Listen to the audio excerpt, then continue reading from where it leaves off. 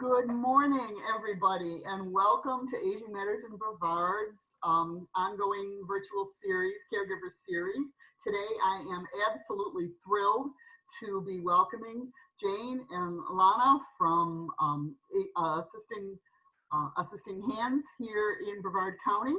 And the topic of the day is managing caregiver challenges. So I'd like to quick start out with a recap of who I am, and then I'm going to let Jane introduce herself and tell a little bit about herself. I'm Beth Schibley, and I'm the director of Sunflower House, a caregiver resource center in Merritt Square Mall. And we exist for the purpose of helping folks who are caregiving for those who who have a loved one, and in the Brevard County. And Jane, tell me a little bit about yourself and about. Okay, good morning. Thank you, Beth, and thank you, Lana, for all your wonderful support in the past 2 weeks. I appreciate both of you. I'm Jane Peach. I'm a licensed clinical social worker and currently working with Assisting Hands of Brevard Home Care. I've been so grateful for my diverse experiences over the years. I've had the opportunity to work in private practice with individuals, couples, and families, as well as work in various healthcare settings. I've been involved throughout this time in the issues of aging and caregiving. My personal experience as the primary caregiver and patient advocate for my sons who have a chronic illness, as well as both of my parents, certainly, as you know, Beth, increases our knowledge, ability to find resources, and really have increased my passion to continue to be part of this issue and work in this area. And our conversation today is managing caregiver challenges. As we are managing caregiver responsibilities, other events will come into play. So our focus will also be on the physical, environmental, and emotional changes of caregiving during COVID-19 pandemic. Folks may have heard, if you're following any kind of news media, the term quarantine fatigue. And this is as our physical movement is restricted, our access to services are limited, and our friendship and support systems are at a distance. So with any fatigue, our body and mind experiences cellular changes. And this fatigue changes our thought process, our ability to organize our physical space, as well as our emotional reactions. So I had to look at what does that mean for me, as well as other folks that I'm working with. It looks like maybe locking your keys in the car when you've never done that before, misplacing paperwork, you forget to return a phone call, and just get more easily. We may find ourselves tearful for no apparent reason, or uncharacteristically impatient and irritable. Another symptom is we may be sleeping more or sleeping less. And both of those things contribute to the behaviors I just mentioned. I want to cite the World Health Organization defines occupational burnout and fatigue as a result from chronic work-related stress. So whether this is at a place of employment or at home, as we fulfill our primary caregiver role, we can experience occupational fatigue. And many times these symptoms remain unknown to others, masked. Even to those closest to us, because we're trying to keep that smile on our face and an upbeat attitude, and hoping that we look like to the folks around us that we're keeping it together. Oh, yeah, I absolutely even agree. with, yes, again, that is certainly something that I've experienced personally, and have had folks come into sessions saying this is the only place I can really break down, and it's kind of like, no, it isn't. Really being, yeah. Especially when we're being real with, yes. Especially when we're caregiving. I mean, among other things, It's one thing if I feel like, at my work, if I'm feeling overwhelmed by a report or a deadline, or my emails are out of control, or my desk looked like a bomb went off. It's a totally different thing if I'm dealing with caregiving and not wanting to show that stress and that to the one I'm caring for, because I don't want them to feel, upset that I'm, they're being stressed, I'm stressed out, or by my siblings and my other people I want to care for. I want to make everybody feel like, I'm strong and I've got this. So I think that it's even exacerbated when you're talking about it being when you're caring for loved ones. So I think that's an excellent point, Jane. Yeah, absolutely. And we find that even with, and again, kind of referring to the event we're experiencing now with COVID-19, even though we have varied distractions and are busy all day long, we can be isolated, and that certainly, we know, to depression.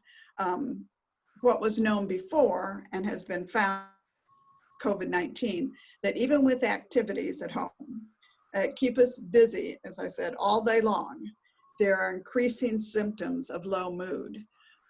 I've attended a couple of webinars presented by Dwight Bain, who's a behavioral health therapist in Florida, and Central Florida Behavioral Health. And they noted a 900% surge in mental health needs. And that is inpatient, outpatient services. In Florida, Jane? In Florida? In Florida, wow. Yes. It's individual and family sessions. It's appointments involving medication to a primary care or to a psychiatrist. And also there was a 45% increase in mental health hotline calls. And that's a statistic they presented in mid-April when I took a seminar with them via Zoom. Yeah, so again, we know there's also more incidents of calls to domestic violence hotlines. Again, it has really exacerbated, the isolation has exacerbated a lot of symptoms. I wanted to share a slide that you and I've talked about, Beth, defining symptoms and behaviors we may experience as a caregiver. This slide was from the webinar I just spoke of, and it translates to the COVID-19, but it could be any life-changing event. There's 3 zones, and I'm just going to bullet a couple things quickly, and then I would love to hear your thoughts, Beth. The fear zone, greatest thing over the years is avoidance. There's no energy, and they're just too anxious to interact with people. And they tend to find fault and feel negative with people and situations. And again, these both being new behaviors. And briefly in the learning is, how do I avoid obsessing? And observe if you're acting versus reacting. And then we'll talk about the growth zone to wrap this up. But you had some thoughts about this slide, Beth. Yeah, I really feel like when I looked at this slide, I saw the slide a couple of weeks ago, and I realized that this seems very fluid for me personally. I feel like there are times where I am, moving from the fear zone to the learning zone. And sometimes I feel like I'm in a little bit of growth, not as much as I'd like. And then sometimes I feel like I'm in all of them all at once. I mean, like I'm, it's funny because they mentioned specifically with the COVID, the toilet paper thing. And I have to say, when I'm in Publix, if I see toilet paper, I have to stop myself from reaching for it, because I'm thinking, I've got enough to last me through Christmas. I'm not, unless something horrible happens with my digestive system, I am not going to need that much toilet paper. And I guess I'm starting to recognize it a little more, which I think is a step in the right direction, Jane. And you can talk to me a little bit about, you can talk a little bit about that, but I feel like it's not, for me personally, it's not a straight line. So that was my insight. Yeah, absolutely. And just being aware of our behaviors doesn't mean we'll necessarily change them. I'm aware. Right. Yes. I'm where I want to buy that toilet paper. And on a physiological level, I always go to the organic brain stuff, but that's that fight or flight piece that comes with the limbic system and limbic part of the brain. And, those are just real natural things. So again, whether I locked my keys in the car, oh, did I say that twice? Because I did it in the last couple of weeks. It's, I just have to smile and go, you're really busy, you're overwhelmed, this isn't a normal time, and be gentle with ourselves. And I think, that's, yes. We can be our own worst critic, and this is not the time to be doing that, whether it's just that caregiving role and in addition to having other events. I was a caregiver during 2 hurricanes, and I certainly could see some of these behaviors coming into play. Things that I had managed before and went smoothly were just out the window. So the worst case scenario came up for me around every corner. So the good news in the growth piece, which like you say, we'll go in and out of, I find with the growth piece, I want to surround myself with whatever brings me contentment. And that can be, picking up 3 carnations at Publix and putting it in a vase, so that my eye catches it. I tend to put birdseed just on the ground of my little bitty patio, so the squirrels come up and hang out and look through it. And so again, for whatever it is for you, everybody has their own piece that would be helpful. Mm-hmm. And I guess the saying that goes with this is endure with purpose. What is this time of life about? And again, it won't be the last event we have to manage.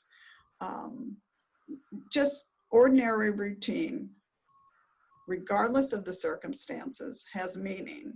Mm-hmm. I used to joke with my kids, I love doing the dishes because I love the feel of the water, the soap, the warmth, I'm accomplishing something. So again, paying attention and being mindful about just everyday routines that help, again, calm us, keep us centered.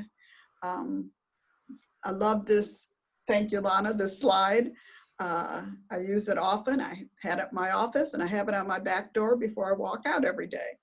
Let us realize that what happens around us is largely outside of our control, but the way we choose to react to it is inside of our control. Exactly. And that may be the 3rd or 4th attempt, but that I think has a lot of value. Yeah, absolutely. I think that you're right. My takeaway from that is just, you're exactly right. Let's be gentle with ourselves. Let's recognize ourselves and give ourselves as much grace as we would give anybody we love when it comes to this sort of thing, and understand that,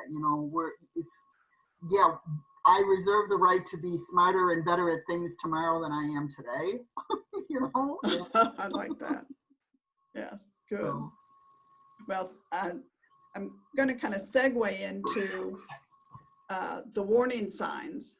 Again, I'm not focusing on all the negative, but these are things, again, that folks don't always sit with because we're trying to mask these feelings and symptoms.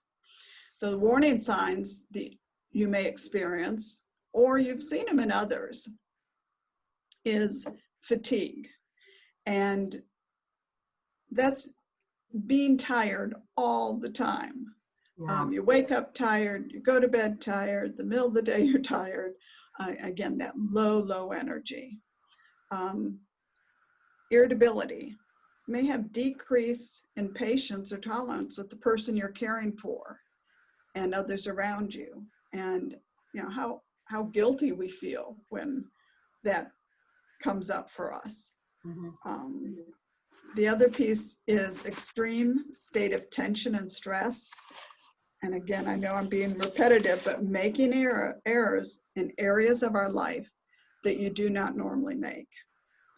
I can't quote the statistic or where it came from, but I read that there are more just household injuries, when folks are stressed, tension, having a caregiving role, anything from a kitchen knife accident to, uh, other things that wouldn't normally happen. Oh yeah, I had a wonderful kitchen knife accident in February where I just wasn't paying attention, and I went into an avocado and I had it in my hand and sliced way down into my thumb and wound up into an emergency room and Yes. at an urgent care for stitches. And I find out later on that avocados are a great source of stitches because people hold them in their hands and they come down with a knife on the pit. So I was not paying attention. Exactly. Moving Yes. too fast, I was stressing and thinking about all the things I had to do, and so I testified. Yeah, absolutely. And that's what this article research focused on was, it may be a fender bender. It may be, that's not a simple thing that causes, a lot of distress for weeks and weeks.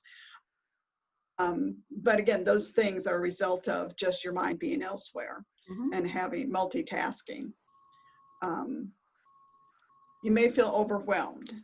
The feeling, or you may express it, that something is too much. I can't do this anymore. Again, then feeling guilty that you said that. But again, these are symptoms we hopefully people pay attention to, and then we'll talk about finding resources to support and allay some of these symptoms. Disinterest in our usual activities. Maybe avoidance again of folks that we usually spend time with or stay in touch with, or returning calls to friends, families, turning down help and invitations. Those are some of the warning signs. If you see this being frequent, again, that self-awareness, that self-talk could help you find a direction to reduce these symptoms and connect with somebody that can help. One of the things that I thought about when I was looking over these slides the other day, Jane, was the fact that these are also good things for us to be paying attention to if we're not necessarily the primary caregiver, but a family member or a friend of a primary caregiver. I could tell when my mom was the primary caregiver of my dad when he was struggling with Parkinson's and Lewy body dementia, and it's been just recent. It would ebb and flow and wax and wane, but there were times where I could tell, based on looking at these symptoms and these warning signs, that I needed to make a visit, or I needed to increase my phone calls, or send her a bunch of flowers, or see what I could do as a support system for a primary caregiver. So I think it's good to absolutely look at these things, as far as self-awareness, but also they're wonderful tips if you're wondering how to help a primary caregiver. That's an excellent point. And you're noticing that.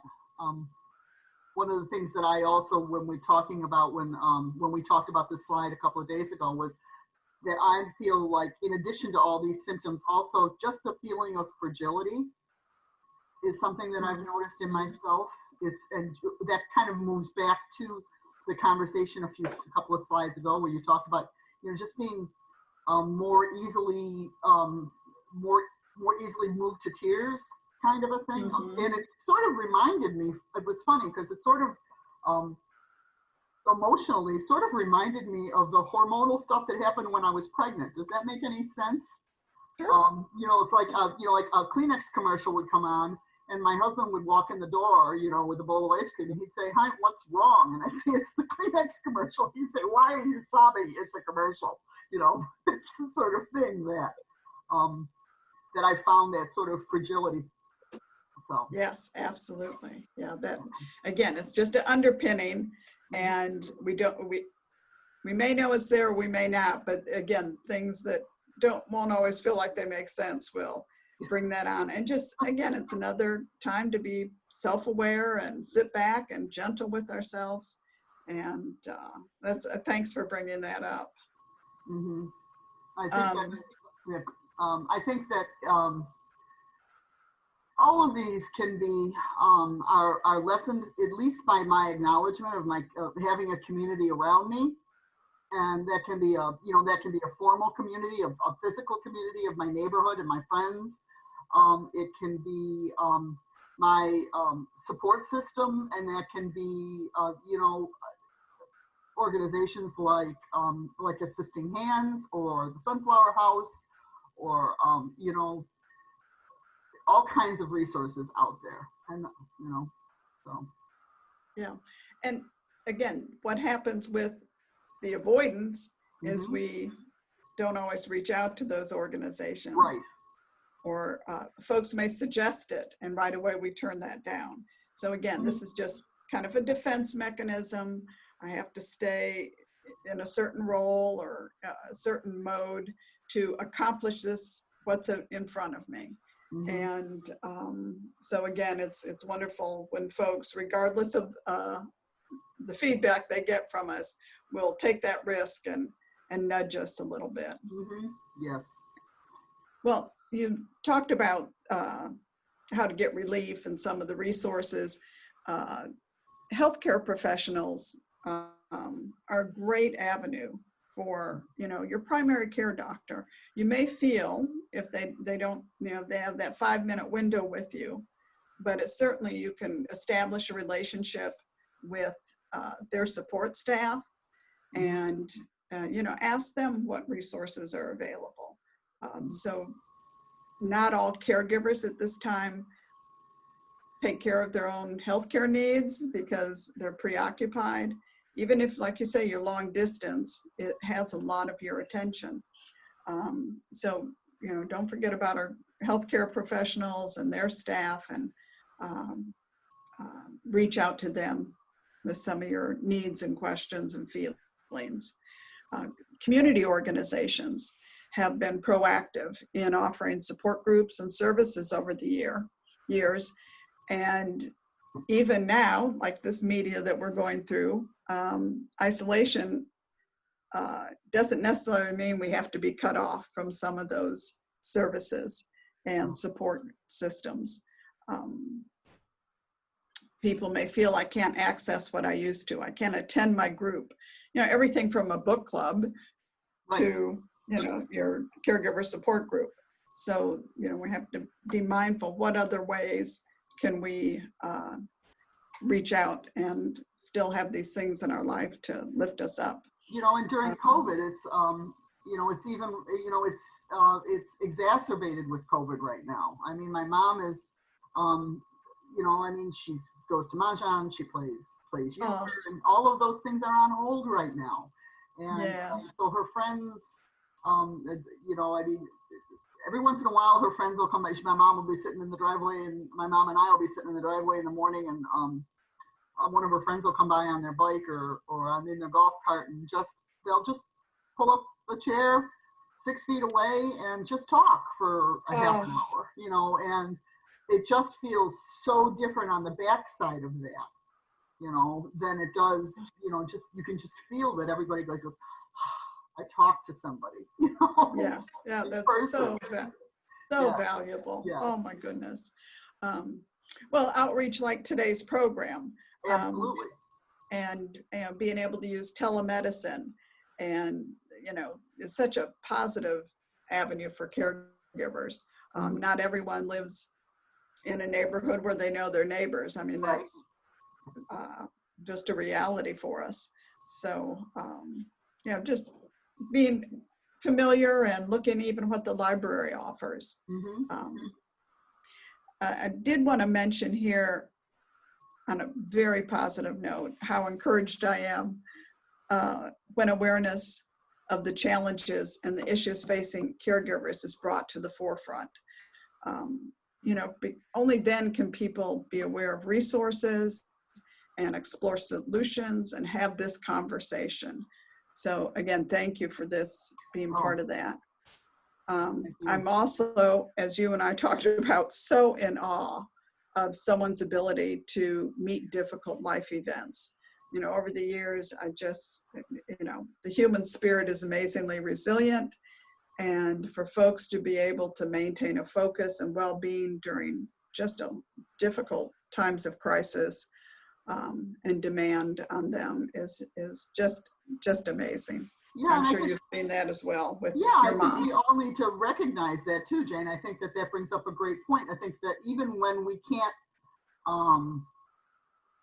point to a whole lot of other things that are going well in our lives, at least we can very often need to acknowledge the resiliency and the fact that we're going to get up and do it again tomorrow. Yes. And we're exactly.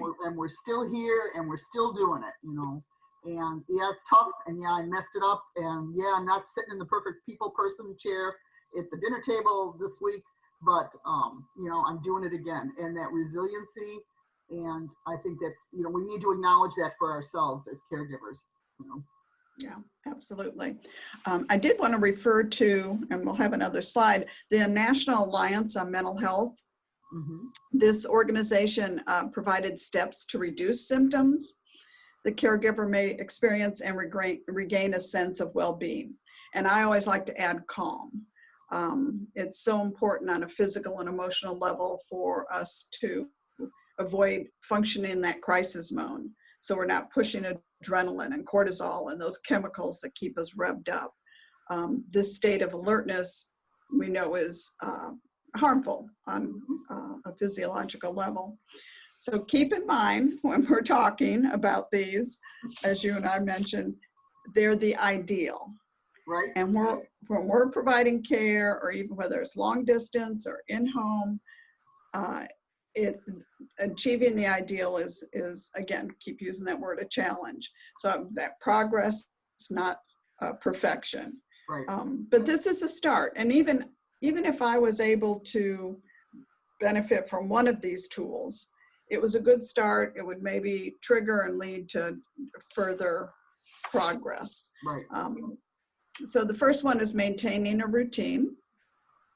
And this is, again, a bit of a stretch, but stick to a regular bedtime and waking schedule. And I know, as well as you do, our sleep may be interrupted in the night to attend to, our family member, or because of our own health issue. Right. Or pain. Yeah, well, yeah. Yeah. I am of an age where I don't know what it's like to go the entire night without having to get. Exactly. So again, we're talking about the ideal. And the other piece that keeps us up at night is that busy mind, which we'll talk about. Right. I'll talk about later. But if we just had the habit of settling in at a consistent time, Mm-hmm. turn down exposure to light, to noise, a very cool environment, the central nervous system will respond if it's done consistently.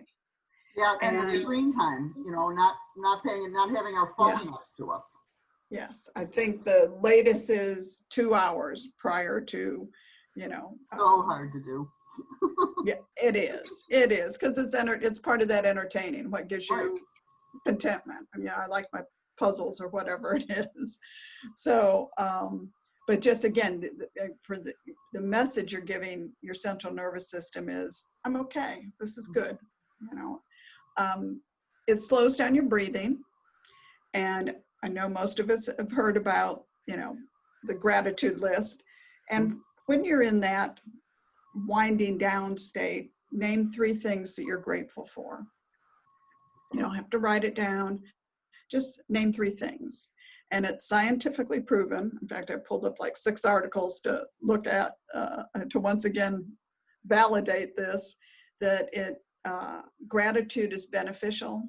It restores a sense of well-being. It reduces toxic emotions, even helps with physical pain. So just 3 things you're grateful for. The second piece is how to start your day. And again, this is challenging, to shower and dress in the morning. First thing, shower and dress. And when you're in the shower, then you can get your 3 gratitude pieces in for your morning. So that's the 3 at night and the 3 in the morning. And I know I've had folks say to me, and it's like, I haven't showered in 3 days, but if you can, whether you ask for help with this, find a 15-minute window, as consistently as possible. Refreshing feeling physically refreshed goes a long way mentally. Right, to start your day and be able to kind of handle the tasks in front of you. If you feel like you haven't, it's amazing what just a hot shower can do, just to make you feel like, okay, I'm ready to start my day. Absolutely. Something so small as that. Yes, and yet Right. so huge. Right. And again, it's just finding these small windows to do that. The next challenge, and I won't go into it because we all know how hard it is to have a consistent routine around meal time.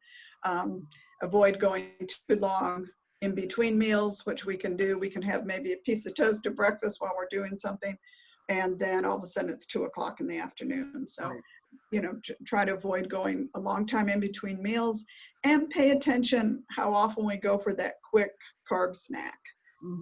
Just to fill us up or hold us over. So again, these are intellectually, we know this. It's just reminders, gentle, to, put this into our routine. Now more than ever, taking those reasonable precautions that we hear about, hand washing, social distancing. Ask anyone that comes on your property, in your home, to wear a mask. Right. I keep one right by my door. I keep an extra one right by my door. Yep. Excellent. Mental hygiene, and this is my favorite, is all about movement. And folks will say, well, I don't sit down all day. I'm busy all the time. There's always something to do.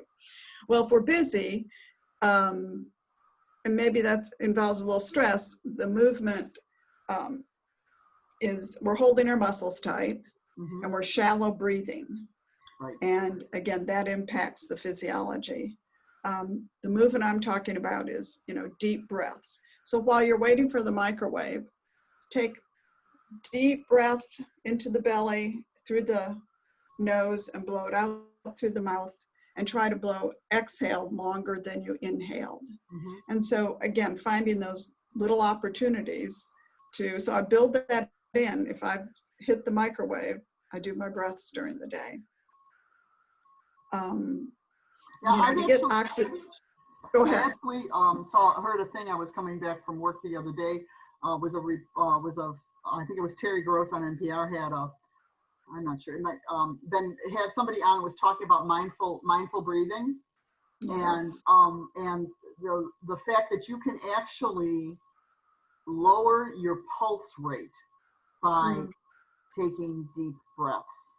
There's a direct physiology between taking deep, slow breaths and exhaling longer than you inhale will release those, the stuff we need to be able to, lower our, reduce our pulse rate. I mean, how much more physiological can you get than just recognizing that it has a direct result? Yes, bringing down your own heart rate. Right. Yeah. So exactly. Yeah, and again, it's not, you don't have to go off into another room to do it. You just, again, find little windows. Stretching, again, getting oxygenated blood, stretching. So again, while the microwave's on, or while you're, a brief moment in between something else, just stretch your arms over your head. If you can, and not due to any health issue, do a forward bend, and just really separate the disc spaces in your spine, and just hang down there like a rag doll. Right. So whatever stretching, you can go online and I look up senior stretching, and when we stretch, we also get those feel-good chemicals we hear about, serotonin and dopamine. And so again, stretching so important.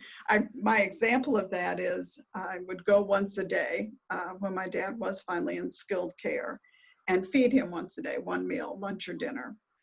And it would take him 30 plus minutes to eat a small meal. And while I was there, besides chatting and rambling, I would do ankle rolls sitting in the chair. And I would do calf stretches, and I would do twists back twists in the chair. So I wasn't trying to multitask. I just knew it was an opportunity, because then I was going to get in the car, and sit. So there's small ways we can work this into our daily routine. Sure. Every time if I'm watching television with a loved one, every time there's a commercial on, I could take the opportunity to stretch an arm, or just to bring an arm across the shoulder. Yes. So many. Move my head. You're right. And kind of gently move those big muscles, getting some blood flow. If you're not, even though we feel like we're moving all the time, I don't know. You're right. Stretching is huge. It is, again, because when we're busy and we're taking the garbage out, we're making up the bed, or at the grocery store, again, we're holding unknowingly, most of the time we're holding our body tight. And you don't need to buy expensive equipment. I keep, a bottle of water next to my chair as a weight, or a can of soup or whatever. So, yeah. So that's, again, I get excited about that part. It's worth mentioning again, to try not to fixate on sleep. Yep. What I have done, and a tool I've used with clients, is before going to bed, and it's not another to-do thing, but before going to bed, just jot down your to-do list for tomorrow, as well as if there's a major concern or worry. So just, I need to call this, I need to pick up this, just jot it down. And I would leave this notebook in another room, not by my bedside. It takes less than a minute. And if you're lying in bed awake, just, again, pay attention, as you said, to your breathing, those slow movements, maybe pull your feet towards your head. Just lie there content that you're relaxed, rather than the thoughts, I can't believe I'm still awake. This is ridiculous. I'm getting up, whatever. It's just, you're there, So again, reduce the judgment about, I'm still not asleep. Well, and that list that you're talking about can really sometimes help that mental list that we get when we lay in bed, and we're saying, oh, I've got to remember to do this. I've got to remember to do that. I don't know that I was supposed to call the lawn guy back. Oh, my doctor, I needed to reschedule that appointment. Oh, I forgot to put milk down. To do all of those things deliberatively before you crawl into bed, I think can help reduce that worry, and physically writing it down, can put it, and physically putting it somewhere else can help us emotionally and mentally put it somewhere else, so that we can clear our mind enough. Yes. And again, this is not new. I love this piece I just mentioned, goes back to the Mayan culture. And they had very small little dolls they would make out of twine or grasses or whatever. And they were called worry dolls. And you can buy little worry dolls, 4 little worry dolls in a little basket. And I purchased for my granddaughter before. But, you take the worry down, you just give it the issue or the concern or whatever, and you put it back in the basket, and then they'll hold that for you. So again, so much of this goes back to other cultures and another time. And you don't have to pick the worry doll back up. You can just let the worry stay with the worry doll. Absolutely. Until you're ready to pick it back up, or you can just forget about it. Right. So, what a great idea. Yeah, it is fun. It is fun. So I'm going to throw up another diagram here. Oh, wait a minute. Before yes, go ahead. I was going to say, one of the things that I think you and I talked about, along with other, things that we can do to help relate, is to maybe take a break from the news. We talked about that. And, thank you. And although here we are on social media, here we are on Facebook and on the website, I'm going to say that it's also okay. It's counterintuitive, I know. But I think it's also okay to kind of just take a break from the social media every once in a while. There's so much stuff out there right now that's just adding to our worries, our frustrations, whether it's whether it's the stuff that's happening with the social justice and the racial injustice, or the COVID stuff, or unemployment, all those things that we're worried about right now. Yes.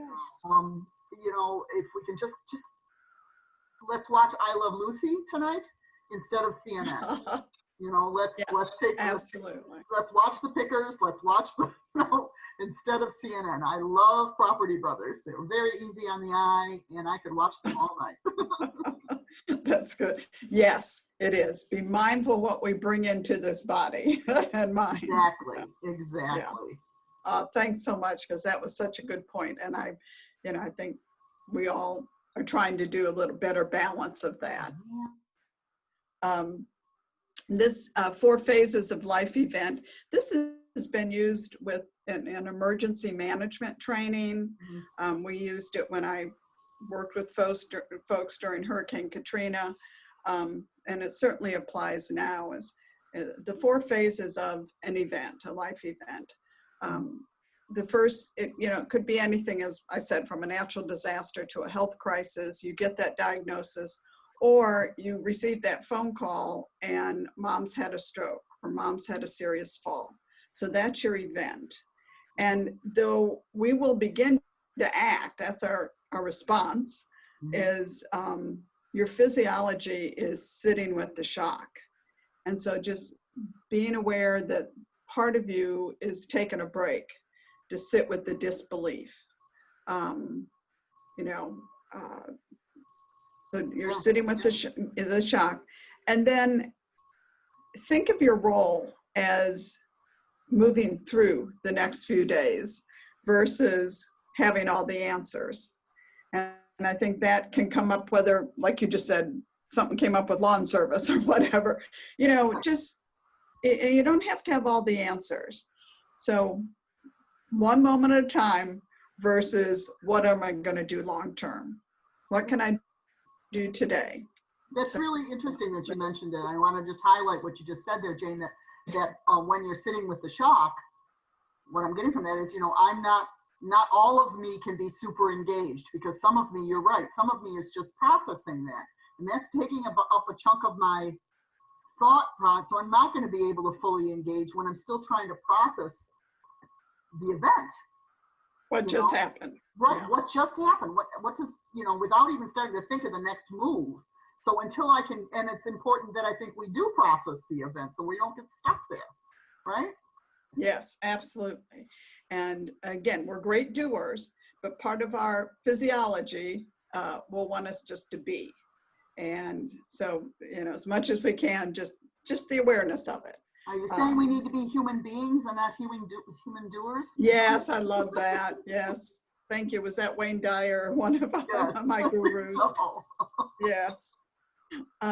So that's phase 1, is the event happens. Phase 2 is recovering phase.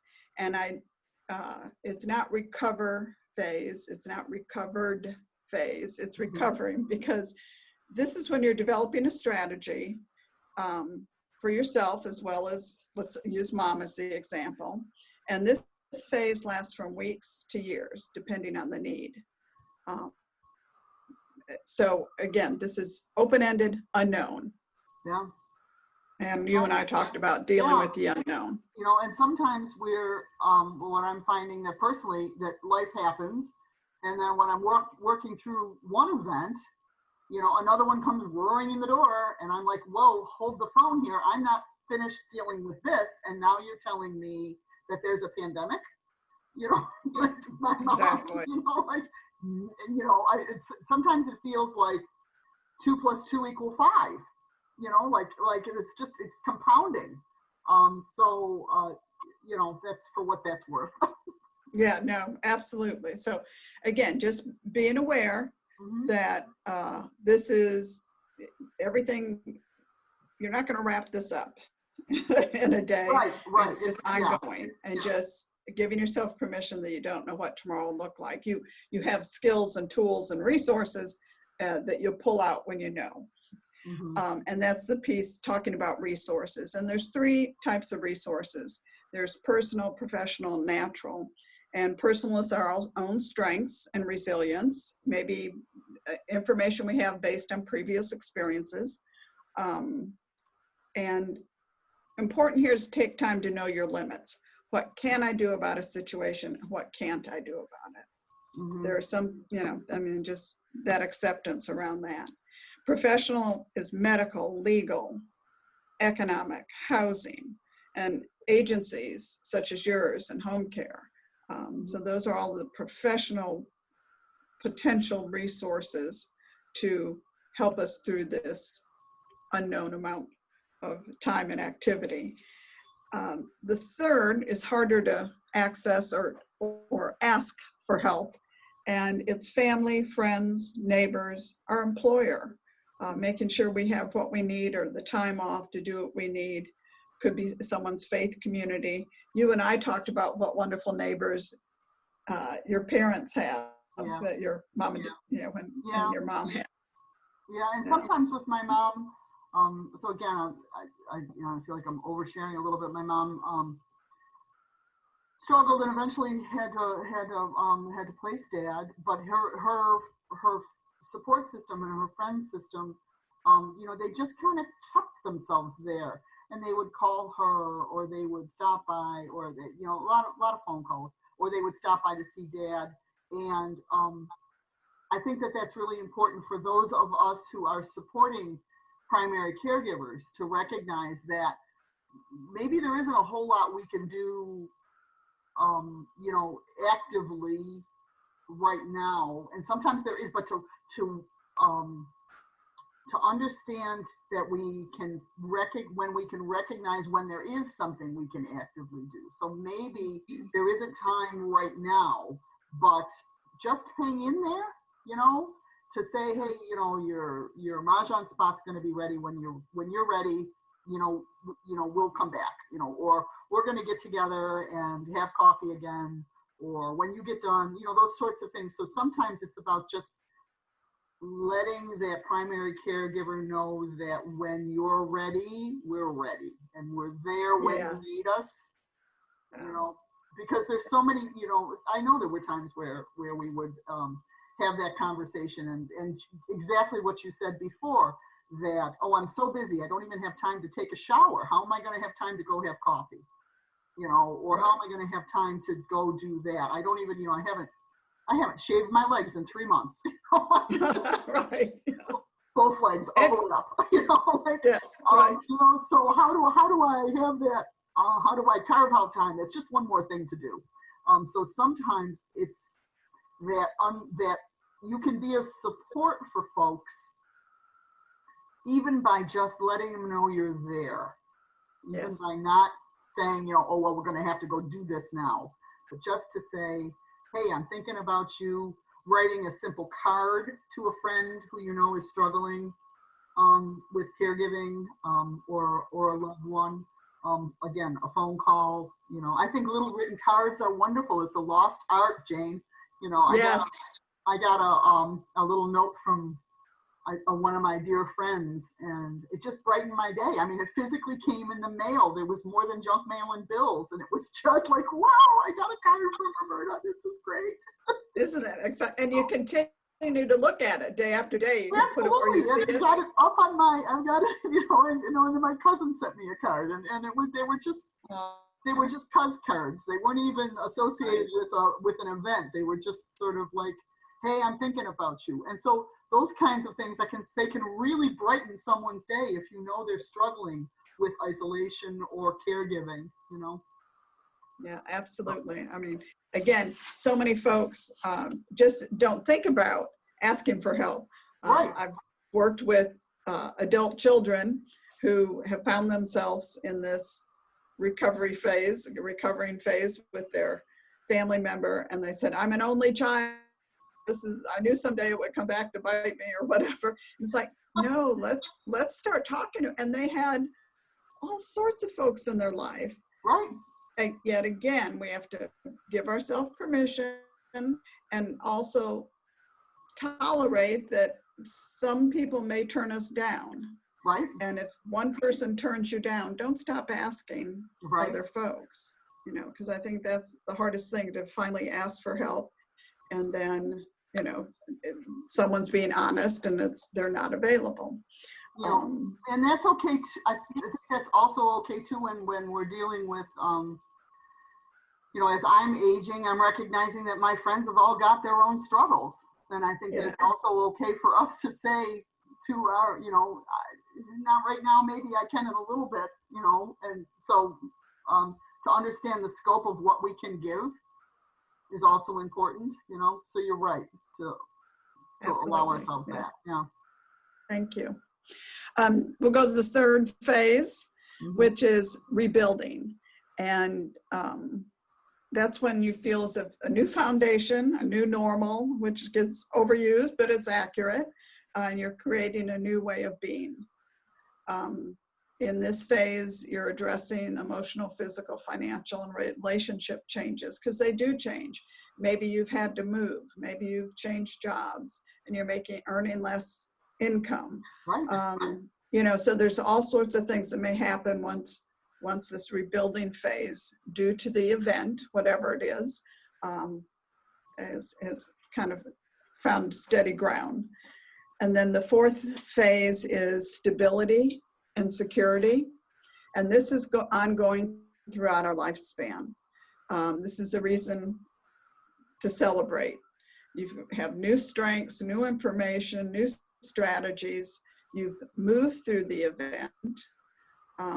And, you know, going forward, you can use all those tools and skills and strengths to meet the next challenge.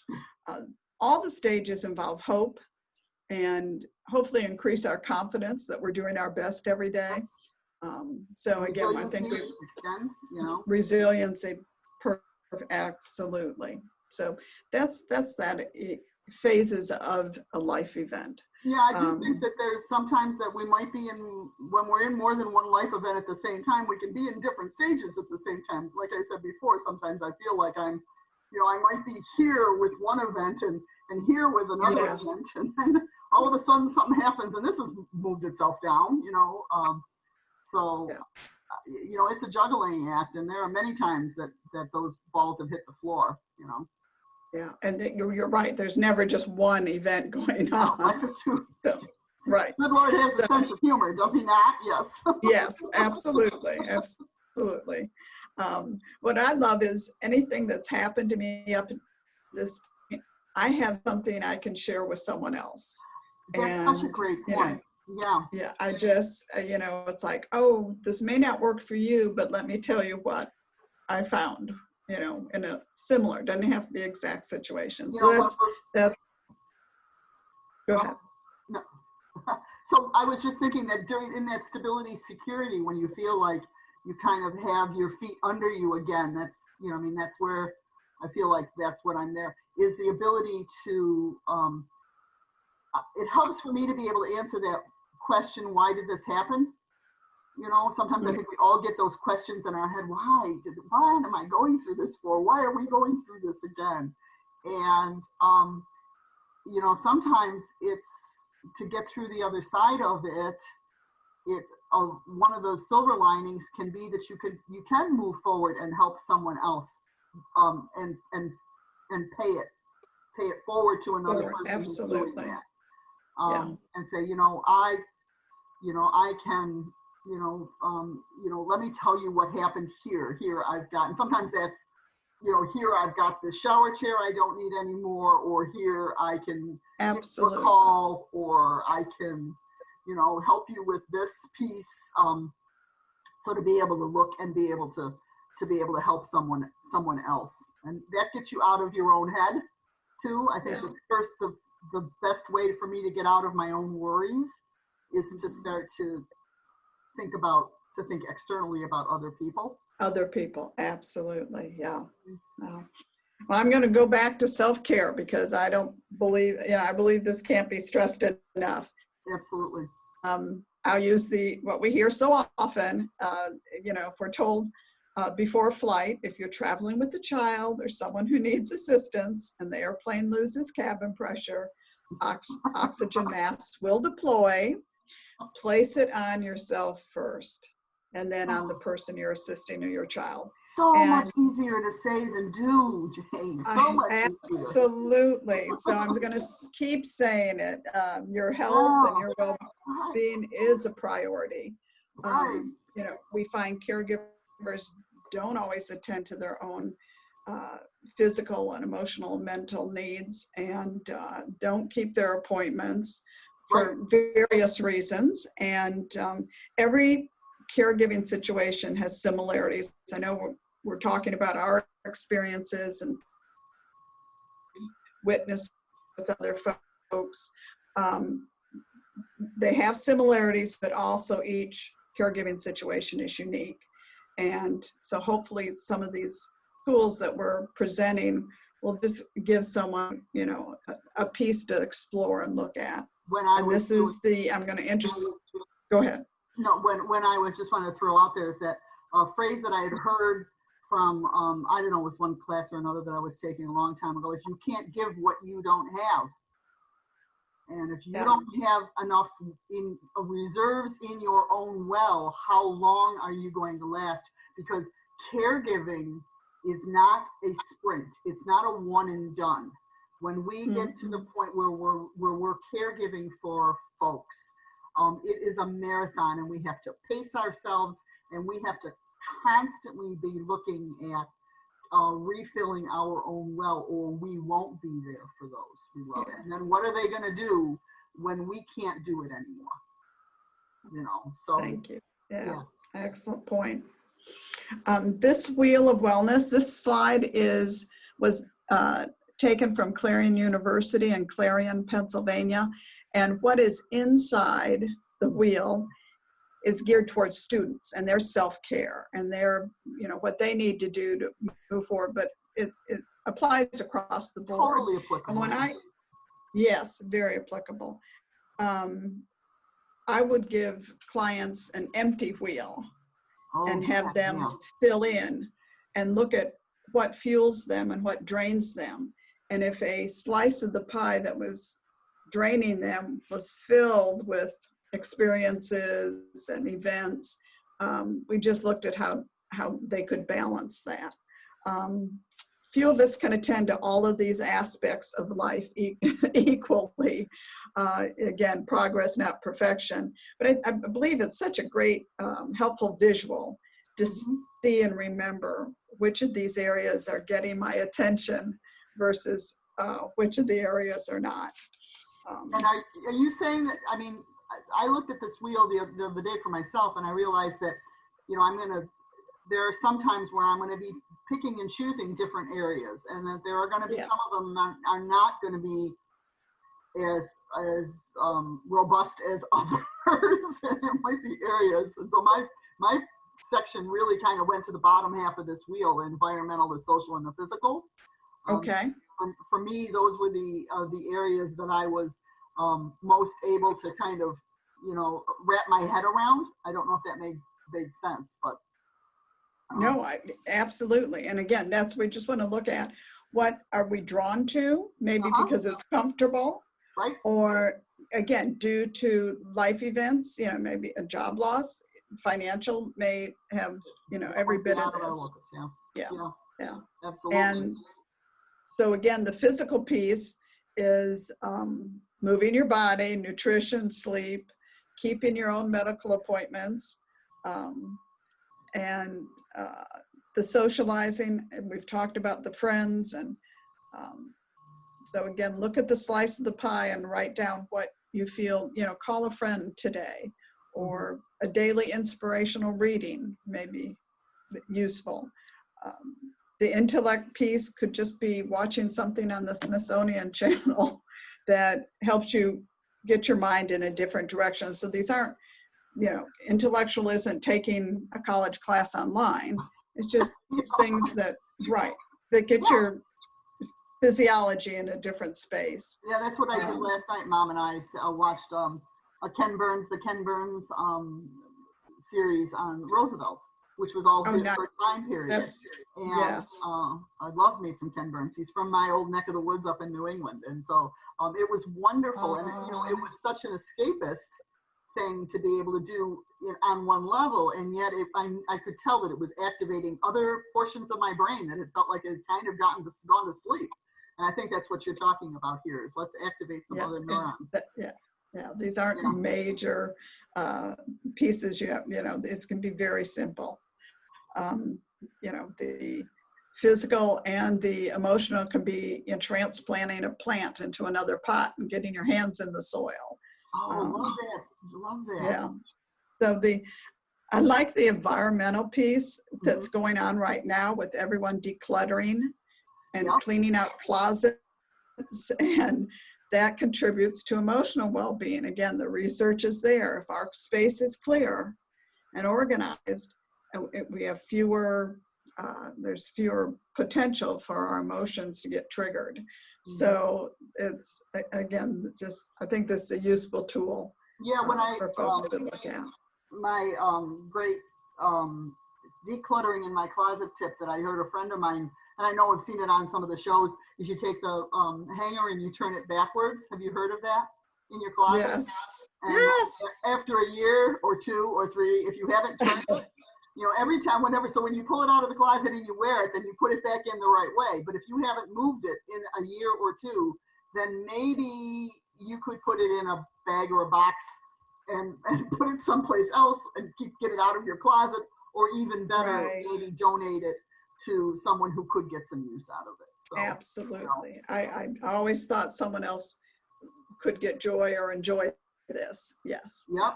So absolutely. So again, these tools will help you develop resources. Who can I ask, or what can I do? So just right now particularly feels very relevant to bring up. I kind of wanted, we talked about also touching base on when not all family members have a positive relationship over the years. Right. All family members are not in contact with one another. They're not going to be available, or there may be tension with one caregiver who lives closer, or who's more distant. Not everybody. Not everybody has this. We don't know everybody's stories when it comes to their family. Right. And I think that there's, everybody has different relationships, and we need to honor that, and we need to recognize that. Sometimes there's backstories we don't get to know about family histories, and so I very much have found that through the years and working in nonprofits, where I've heard friends say, well, why doesn't her daughter help more? Or where is their son? Or I know he's got a brother who lives, and I think you don't always know the stories that are back there. We don't know their stories, yes. And we need to respect that. So Absolutely. We'll keep all of that in our head while we're doing everything else. I'm glad you brought that up, Jane. Yes. And these are some of the things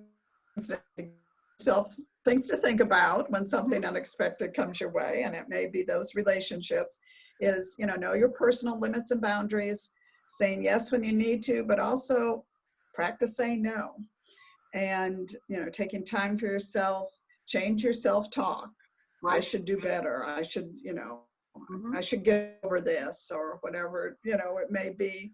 And I can't say enough, regardless of maybe even the history with the person you're caring for, you're providing an amazing gift to another person. Yes. Their life is better as a result of what you're doing. So it may be a challenge to be with that person and do it. But again, don't forget what you're doing and giving yourself. Ask for help. So who can help? What would be helpful? Folks will call and say, what do you need this week, Jane? Or I'm off on Friday. What do you need? And so define it. I mean, my mind would go blank, and I wouldn't be able to think what would be helpful or what do I need. And then maybe, an hour later, I think, I wish I'd asked them too. Keep a list. Keep a list on your phone. You're right. That's what we talked about. Right. Absolutely. So I think that's so useful to really be able to define for folks what would be helpful. And We talked about long distance support was one of the last things we kind of wanted to touch on was who and what, Right. Who's going to be available, who can help and what would be available. Also, just as you brought up beautifully earlier, is just being the person that listens, you know, just the one that you pick up the phone and say hi, and the person goes, oh, and say, okay, go for it. So being able to listen. You don't have to say a word for the next 20 minutes because they're just spewing. Yes. Yes. I think that that's one of the things that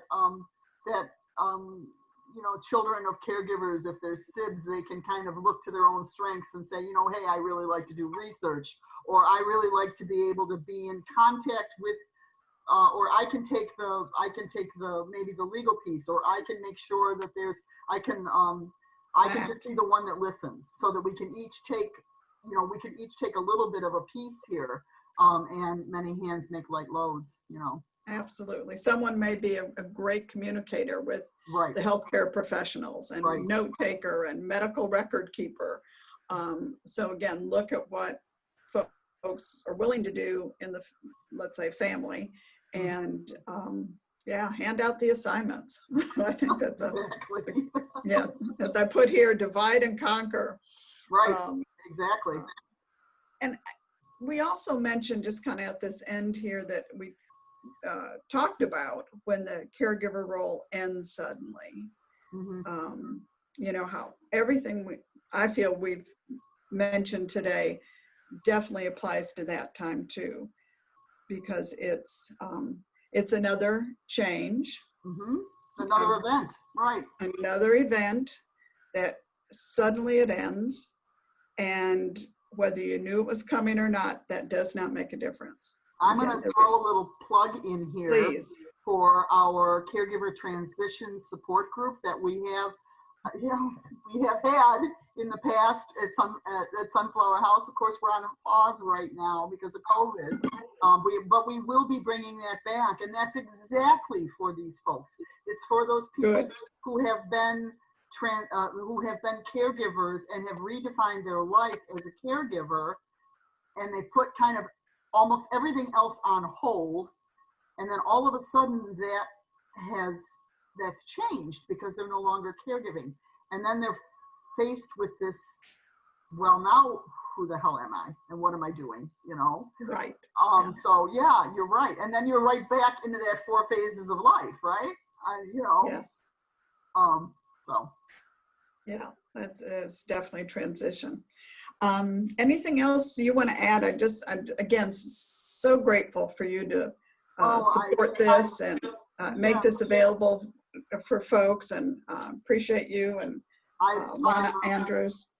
I appreciate Assisting Hands being here, and Jane being willing to, and Lana being willing to give of your time and your talents. I think this has been an extraordinary hour that we've spent together, Lana. I think what I would love to have now, if you'd like to come on and kind of talk a little bit about what Assisting Hands is and the services that are available if and when people who are caregiving find that they might need to reach out to a company that can provide professional services. Yeah, so thank you, Beth. You know, one of our greatest attributes is the ability to have amazing partners in the community.